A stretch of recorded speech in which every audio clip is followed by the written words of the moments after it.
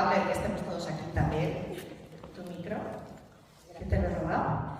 Y esto ya no va en el currículum, no sé si está en LinkedIn o no, pero es la artistaza de todas las ilustraciones que están en el libro acompañando los relatos y que aparecen en collage en la portada.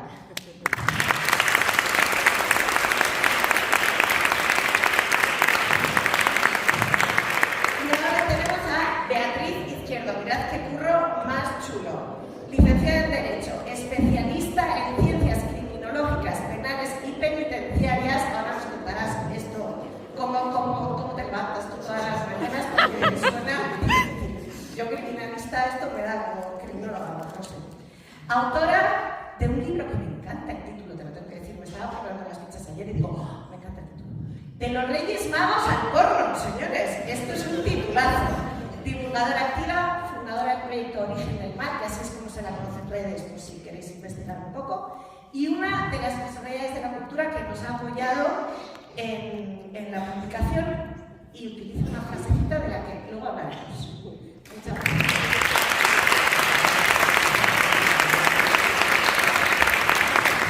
Bueno, ya están todos sentados, todos reunidos, esto suena otra cosa. Margarita. Iba a decir Marga así como señora. Bueno, tú has sido la cabeza visible de todo este proyecto. Doy fe de que no ha parado quieta. Esta señora que vemos ahora sentada no se sienta. Tenemos a su marido por ahí que lo puede decir. No para quieta. Ha estado hablando con los autores, hablando con las personalidades, buscándose la vida. Nos ha dado las gracias a Teresa y a mí por el evento, pero ha sudado como una campeona. ¿Cómo has llevado tú esta publicación? ¿Cómo ha sido el camino hasta llegar a este son? Pues fíjate, querida madrina, que yo creo que esta experiencia ha sido una de las experiencias más increíbles en mi vida profesional. Bueno, yo no sé si esto es profesional, pero el haber ido conectando poquito a poco con cada uno de los autores y de las autoras que escribían, que tú cuando recibes el relato no sabes si es autobiográfico o no, al principio piensas que no, pero luego cuando el jurado mandaba a revisar y escribían, por Dios que no puedo, que es mi vida, que no puedo, y la angustia, la ansiedad, la energía que han puesto cada persona en sus relatos, para mí ha sido sobrecogedor. Y luego una cosa que me ha impresionado muchísimo es que hay 18 relatos, ¿no? Y de los 18 relatos hay hombres, hay mujeres, hay tipos distintos de violencia, ¿no? Llegaban distintos tipos de violencia, pues violencia entre los padres, violencia de los padres a los hijos, acoso escolar, abuso sexual. Hay desde una persona que tiene 20 y pocos años de autor a una señora que tiene 84 años. Cada día me iban contando su vida, su edad. Entonces eso me parece también precioso, ¿no? Que es un libro donde están representadas todas las generaciones. Pues muchas gracias, Margarita. Yo sé que lo ha contado en breve. Esta ha sido la batalla del siglo y es el libro que al fondo tenéis en vuestras manos. Me parece que nos falta el libro, no nos falta este tema. Ha sido un trabajazo, de verdad, y yo creo que va a ayudar a mucho. De verdad, creo que sí, que va a ayudar a mucha gente. Ya ha ayudado mucho a los escritores. Sí, sí. Isabel, se oye un ruido, no sé si soy yo o el mío. Sí. Es el tuyo, Verónica, es el tuyo. ¿Puedo quitar? Voy a apagar el mío, sí que se acopla.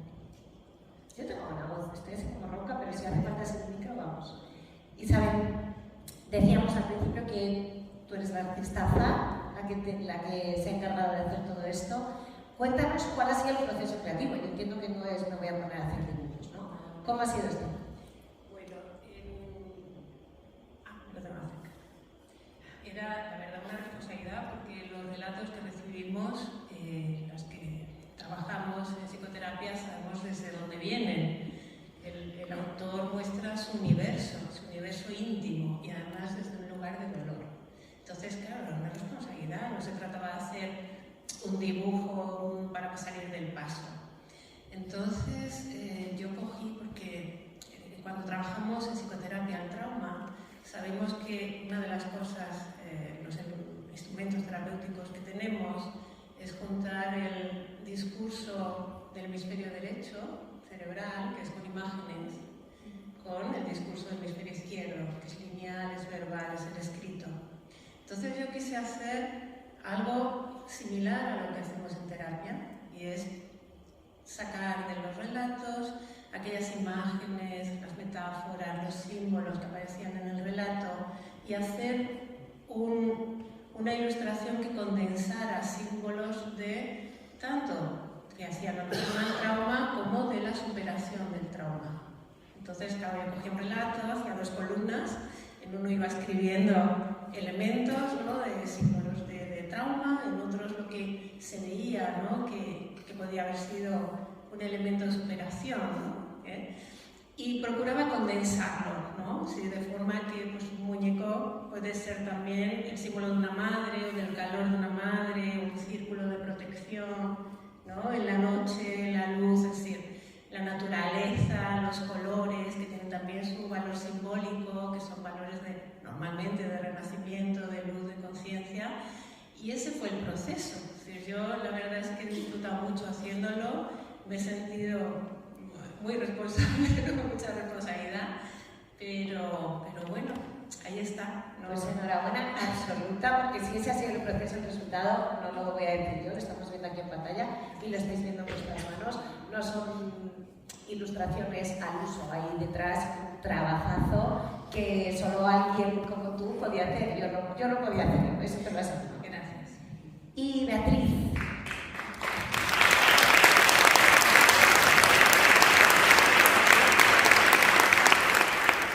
Decíamos que, bueno, aparte de ser criminóloga o todo esto, criminóloga, es que de repente sabía que había penalista que me dieron muchas cosas.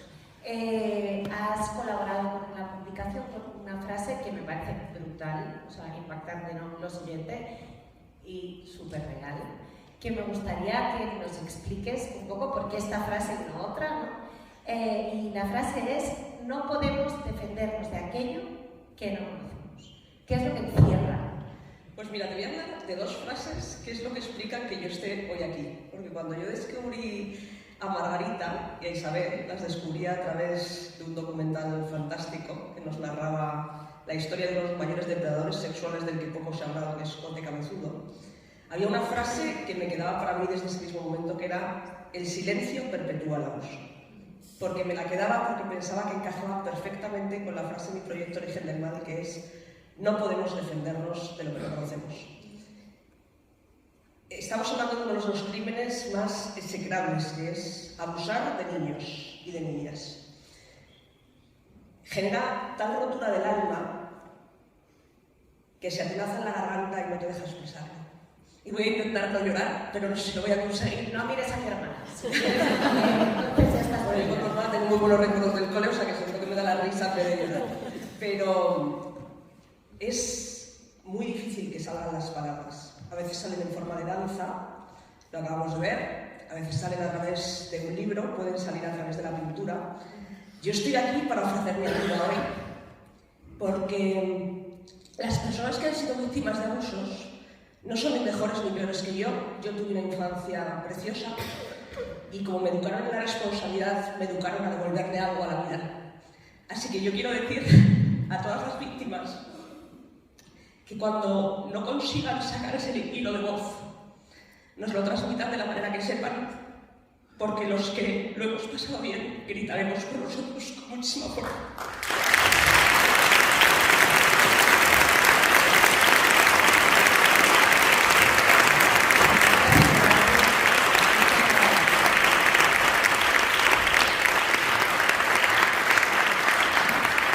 Pues te tendremos en cuenta, ¿eh? Ya vamos a pedirte que grites, no te creas. Sí, tenéis mi voz, o sea, es un compromiso público, claramente.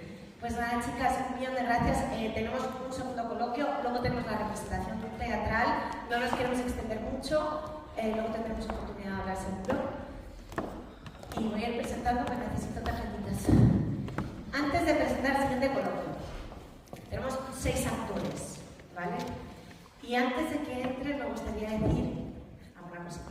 La primera es que yo os creo todo lo que estáis contando, todo lo que habéis contado en ese relato, todo lo que lleváis sufriendo todo este tiempo, porque normalmente a las víctimas no nos creen, y no nos cree la gente que está muy cerca de nosotros.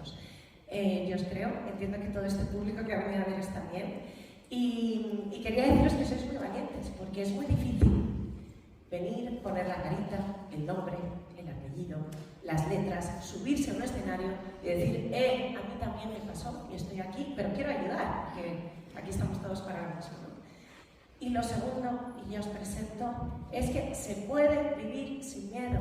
No fue culpa nuestra, no fue culpa nuestra, fue culpa de los adultos que estaban allí cuando nosotros éramos niños. Hago toda esta introducción no por ser pesada, gracias Álvaro, no por ser pesada, sino porque tenemos algunos de los autores que es la primera vez que nos cuentan la primera vez que suben al escenario y tenemos un poco de nervios, ¿vale? Entonces os pido una cálida acogida con un súper aplauso a los 6 autores.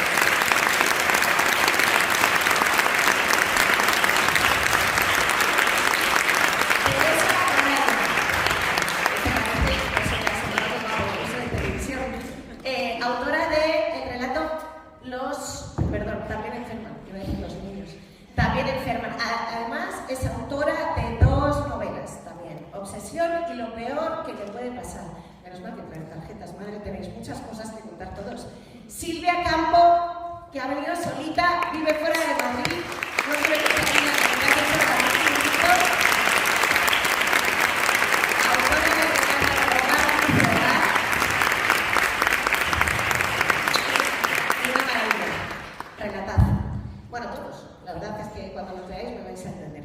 María Varela, que siempre digo tu apellido al revés, pero lo he dicho bien. Autora de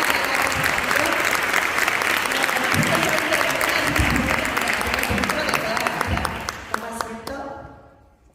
Inti Rojas, ¿dónde estás? Autora de La Comadre.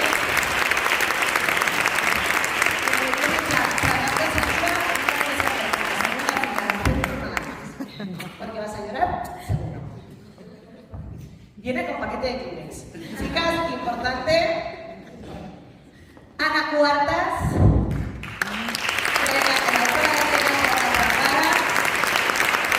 Probablemente la conocéis porque se me está haciendo una cosa total.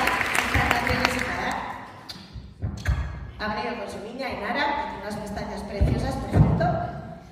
Y no os vais a creer, voy a subir un hombre al escenario con su mujer incluida. Emilio Calderón, súper escritor reconocido, premio Fernando Lara de novela, finalista premio Planeta, su mujer Mike Luz, bravo,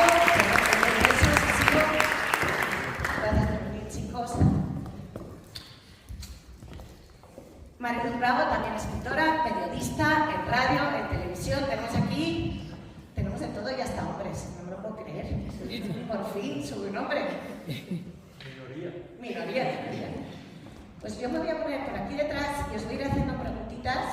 Vamos a hacer una pregunta por autor para que esto no se nos haga muy largo. Luego ya nos preguntamos tomando vino, todo lo que queramos, ¿vale? Teresa, te tengo la primera, lo siento. ¿Cómo has vivido el proceso de escritura? Si los micros solo con que estén verdes, lo tenemos. ¿Cómo has vivido el proceso de escritura? ¿Dirías que mientras escribías has entendido cosas que no habías entendido antes? ¿Sacar al monstruo del armario ayuda, no ayuda? ¿Cómo va esto? Bueno, yo en mi caso, sacar el monstruo del armario me ayudó porque era un tema que no hablaba, estaba realmente escondido en el armario, el monstruo. Y la verdad es que el proceso de escritura sí que me ayudó, fue un hecho totalmente fortuito. El inicio del relato es totalmente verosímil, fue así, recibí un mensaje de texto y se abrió todo. Y se abrió el armario y lo tuve que sacar todo. A mí me ha ayudado sobre todo a trabajar la rabia. Yo sentía mucha injusticia, más por lo que viví yo, por lo que vivió el otro protagonista del relato. Y sí, lo saqué, salió del armario y a mí me ha ayudado a ficcionarlo, que ya no sea mío, está sobre el papel y ya es de quien quiera leer.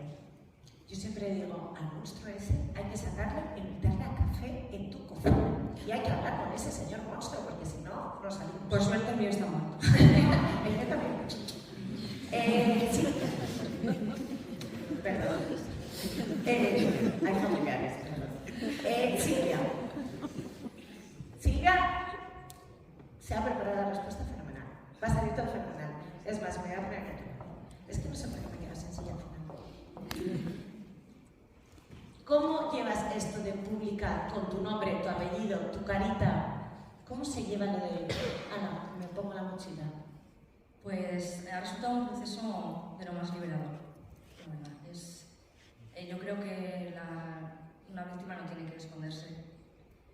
Al final es algo muy subjetivo. El maltrato que yo he sufrido ha sido psicológico, con esa gente que son familiares.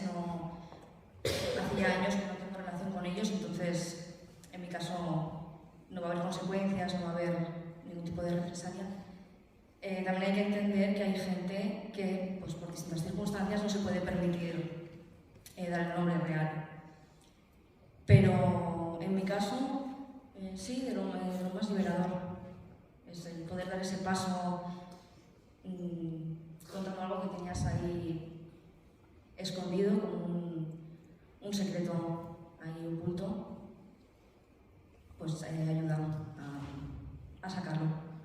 Bueno, yo de esto no sé, pero sé que el patrón se repite mucho, que todos lo escondemos durante tiempo, que muchos lo olvidamos, que ese pesa muchísimo durante muchos años, que sientes hasta que ese secreto lo tienes que sacar, lo tienes que llevar el resto de tu vida tú en la mochila y ya está, ¿no? Entonces, enhorabuena, es un relato maravilloso, ahogar tu mar, pero ya lo vais a ver vosotros cuando lo leáis, ya veréis. María,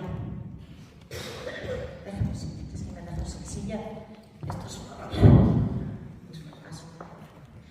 Vale, ¿tú crees que esta publicación es para las víctimas, que les va a ayudar, solo para las víctimas, o crees que puede servir para más?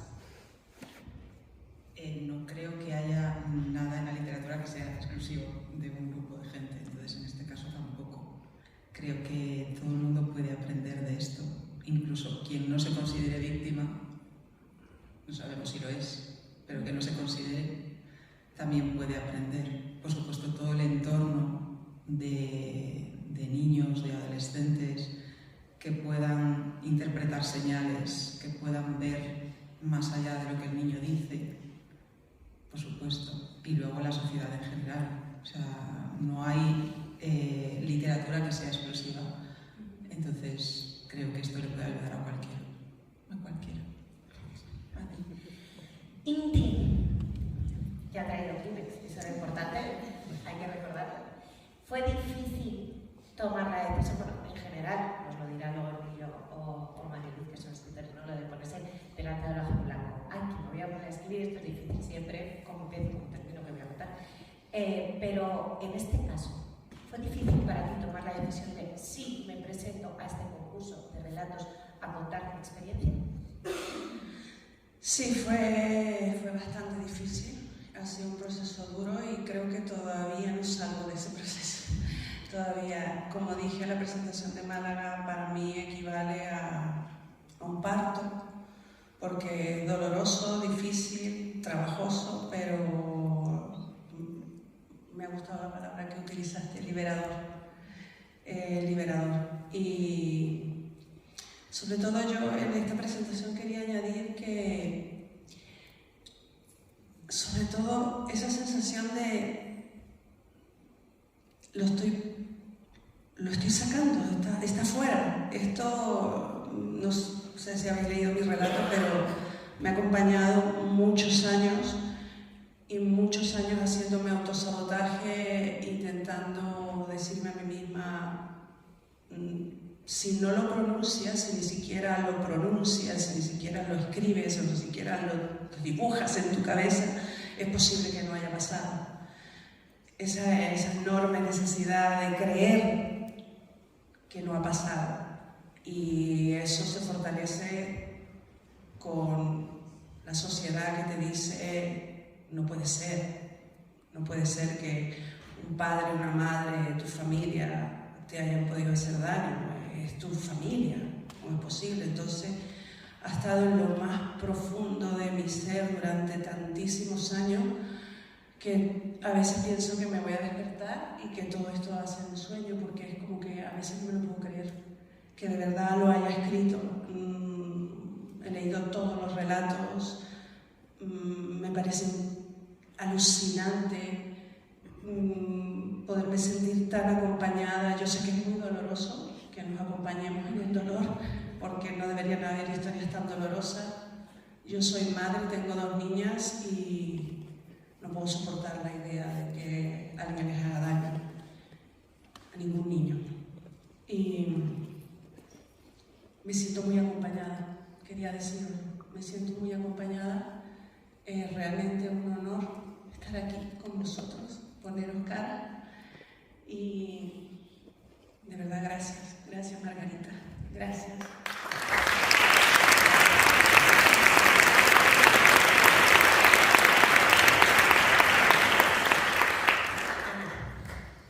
Cuéntanos, el famoso monstruo que sacábamos y le invitábamos a café, ¿sacarlo trae consecuencias?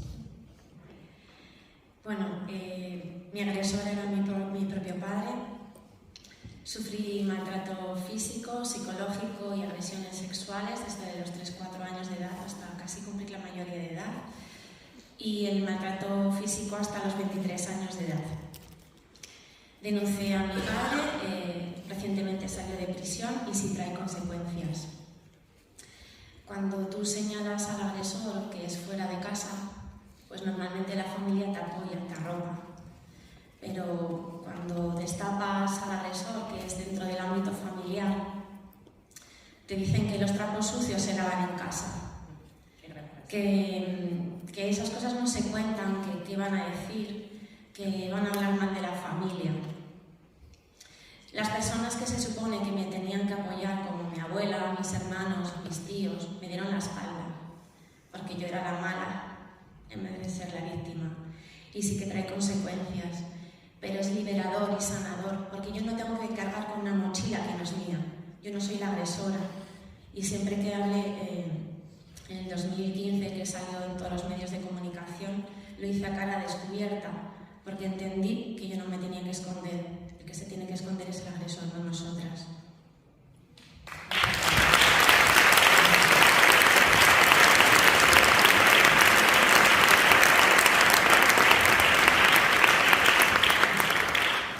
Pues las estadísticas son escalofriantes. Según el último informe que publicó la Asociación Conciencia, dirigido por Marta Zaragoza, espero decir bien el apellido, 2 de cada 5, y lo repito porque es alucinante, niños sufren abuso sexual.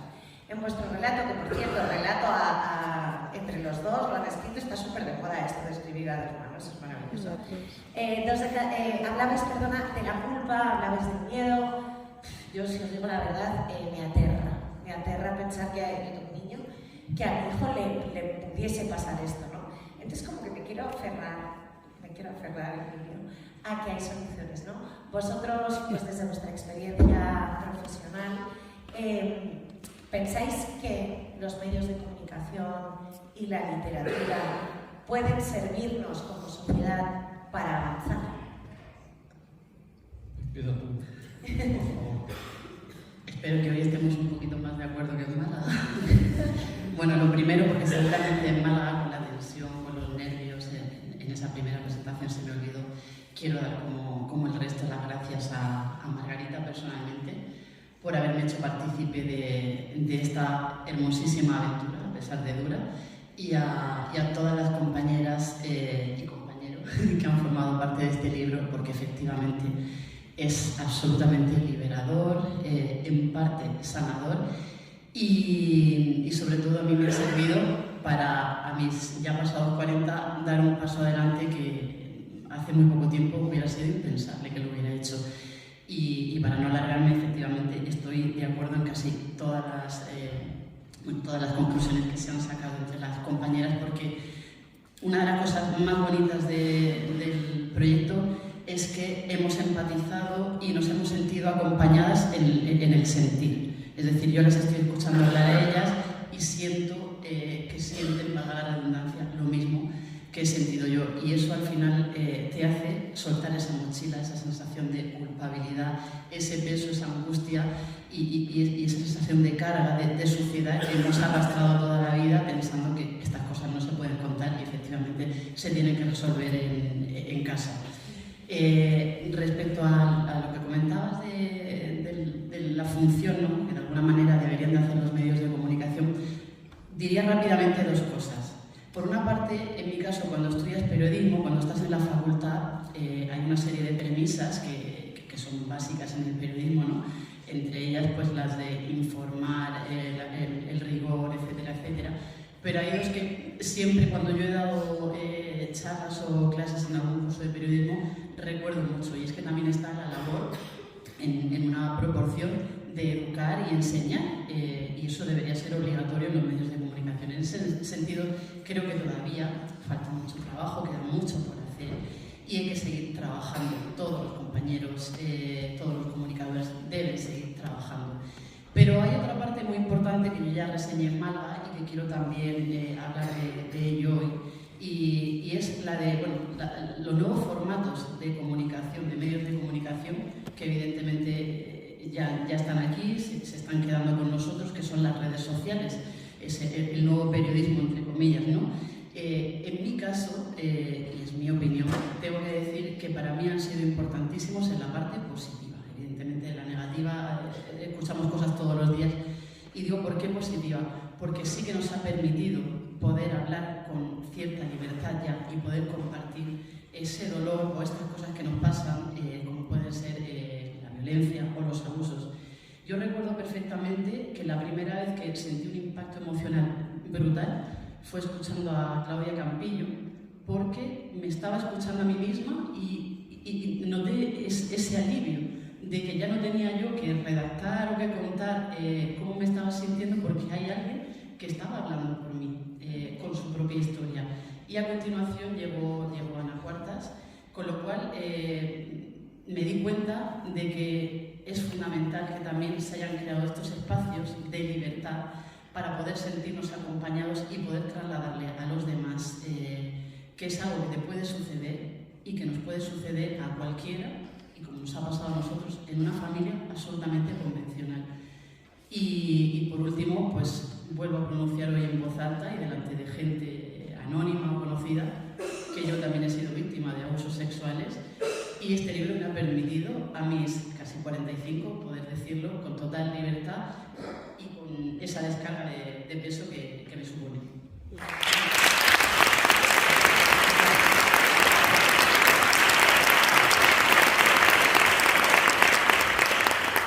Bueno, pues creo que me toca a mí. En relación a tu pregunta, creo que Maribel se ha extendido ya ampliamente con lo que queda contestado, lo que preguntabas.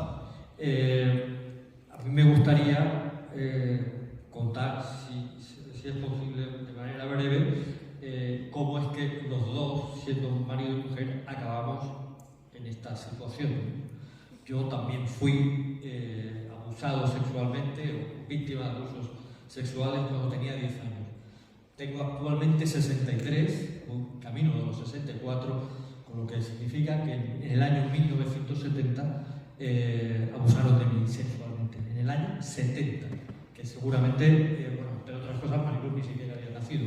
Ella es del 79. ¿Qué ocurrió? Bueno, pues mi padre era un señor militar franquista. Yo estudiaba en un colegio de jesuitas en Málaga, donde fui objeto de esos abusos sexuales, y todo se resolvió con que mi padre, que era un aguerrido militar, le dio un sopapo al señor que había abusado de mí, que fue retirado, expulsado, yo no sé, desapareció del colegio, pero faltaba un elemento en la ecuación que no se resolvió nunca, y es que nadie me dio una respuesta de por qué me había pasado a mí, qué delito o qué mal había cometido yo. Para con 10 años, como bien ha dicho la criminóloga, uno no puede defenderse de lo que no conoce. En ese momento, en esa España, que había un único canal de televisión, los programas iban con 2 rombos y automáticamente los niños éramos retirados de la la pantalla, con lo que yo no sabía ni siquiera lo que era un beso en la boca con 10 años. No lo sabía. Y de pronto me vi con un señor que su lengua entraba hasta mi fin, y sus dedos y sus... En fin, una cosa absolutamente desconcertante. Y así estuve viviendo durante mucho tiempo, hasta que le planteé una duda que me quedaba por dentro. Yo entendía que ahí había algo que no era natural. Se lo conté a mi madre y a partir de ahí es cuando se encadena pues todo este espectáculo de mi padre militar dándole el sopapo al señor que había abusado de mí, pero nadie, como digo, me da una respuesta. ¿Qué es lo que hice? Bueno, pues busqué esa respuesta en la lectura. Y conforme iba leyendo, también me iba alejando, por decirlo así, de la práctica cristiana, puesto que había sido en un colegio religioso donde, en fin, acabé leyendo a Germán Hesse, en fin, me fui hacia Asia. Te fuiste enriqueciendo por otros lares. Bueno, buscaba una respuesta, que luego, como tampoco la encontré en la literatura o en la lectura, mejor dicho, acabé convirtiéndolo en libro y me convertí en escritor precisamente para dar respuesta a los chavales. De hecho, yo estuve durante 10 años escribiendo única y exclusivamente para niños y adolescentes. Y en esos libros yo lo que pretendía pues era advertirles, prevenirles contra estos abusos, contra todos los peligros que en definitiva los niños sufrimos como infantes, ¿no? Que somos personas absolutamente vulnerables, ¿no? Vulnerables. La cuestión es que de esa manera yo solucioné, porque verbalizaba, solucioné mi problema. Pero he aquí que pasa el tiempo, pasan los años, me caso con la persona que está aquí a mi lado y hace escasamente pues, 2 o 3 años, en el transcurso de una cena o de una comida que teníamos, de pronto, ella que conocía mi pasado, de pronto verbalizó en esa comida que ella también había sufrido abusos sexuales por parte de un familiar muy cercano. Entonces, todo eso provocó que nos reactiváramos, en definitiva. Yo por un lado, ella por otro, y que yo me llevara pues, un disgusto enorme porque yo pensaba que lo que me había pasado a mí pasaba pues, porque estaba Franco vivo, porque no había libertad, porque... Por los robos, algo así. La cuestión es que, claro, de pronto me topé con una realidad y es que, en una familia como era la suya, ya progresista, patatín patatán, pasaba exactamente lo mismo que con Franco, que en esa época oscura de la dictadura. De manera que fue horrible. Y lo peor de todo. Yo sé el final.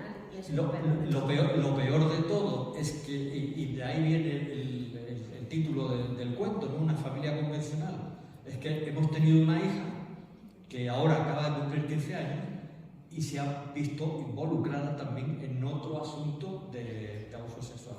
A día de hoy, en el día presente, tanto la madre como la hija como yo estamos sometidos a terapia.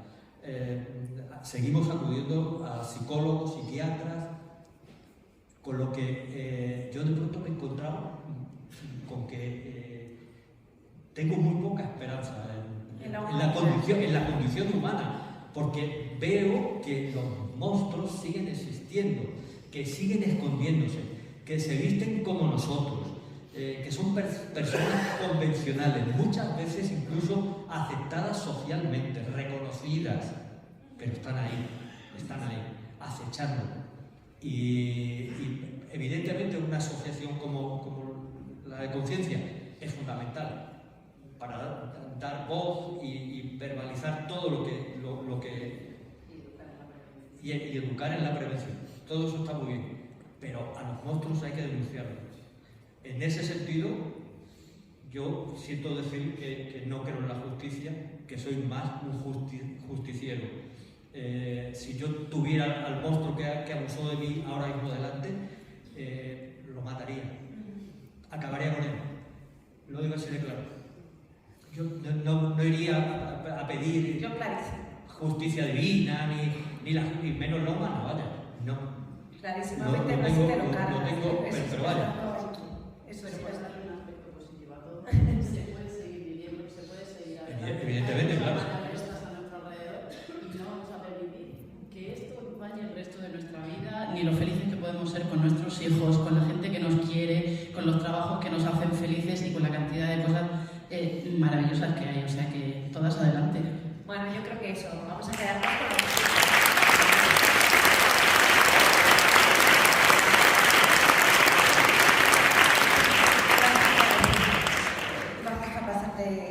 la voz un segundito. Empecemos por concienciar, por prevenir, por lo que queramos.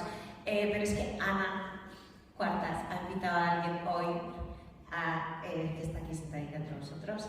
Y si no te importa, puedes contar lo que fueras a contar o darle voz a ella. A ver, yo soy muy activa en redes sociales y me parece fundamental contar lo que sufrimos, porque yo el mayor apoyo que he recibido es de la gente que ha sufrido lo mismo que yo. Por fin encajaba en un sitio, por fin no era esa ficha perdida donde no encajaba en ningún lado.